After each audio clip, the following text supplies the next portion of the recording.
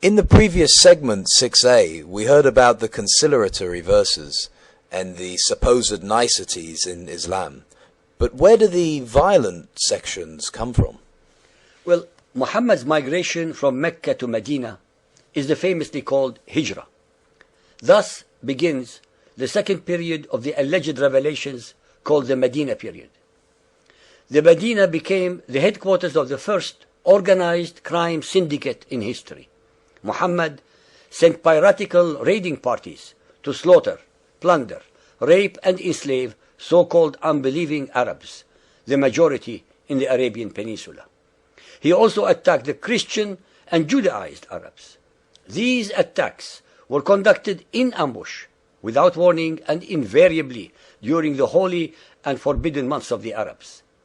To justify any and all of his criminal and unmerciful instructions to assassinate his opponents, to attack innocent and unsuspecting other Arabs, very convenient revelations were descended upon him by Allah through the angel Gabriel, whenever and wherever he needed them, thus sanctifying his actions.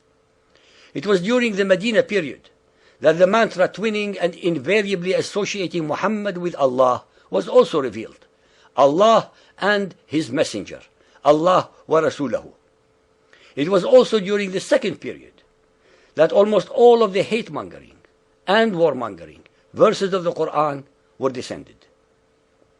The following verse, called the abrogating verse, is the one that explains all the misunderstandings and contradictions that overwhelm and confuse people. Surah Al-Baqarah chapter 2 verse 106.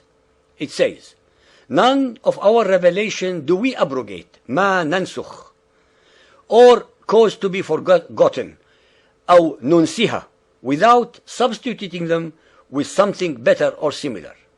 Abrogation, nasakh, means that Muhammad's Allah revealed verses that overruled, overturned, or deleted previous ones. Now let us take what is called the sword or fighting verse, for example, which was revealed in Medina. It overturned or overruled 124 earlier conciliatory verses of the Meccan period. Surah At-Tawbah chapter 9 verse 5 says, "But when the forbidden months are past, then fight and slay the pagans wherever you find them, and seize them, beleaguer them, and lie in wait for them in every stratagem of war." Ibn Arabi said, the verse of the sword, chapter 9 verse 5, has abrogated 124 verses of the Quran. According to Ibn Kathir, that the verse of the sword abrogated every peace treaty that had been made with the idolaters, that is, the pagan Arabs. Previously, you, the listeners, heard 3 conciliatory examples from the Meccan period. Now you will hear the verses which abrogated or overruled them.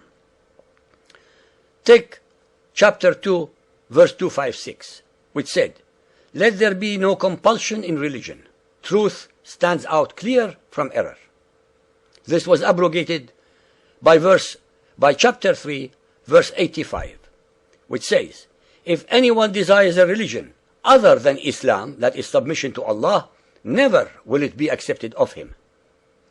Then we go to chapter 109, verse 6, which says, "To you your religion, and to me my religion."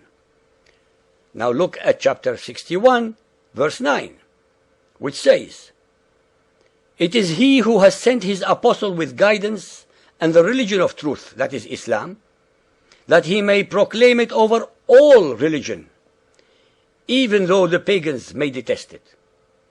We go to the third verse, which is chapter 15, verse 42. "Allah is our Lord and your Lord. Unto us our works, and unto you your works," and so on.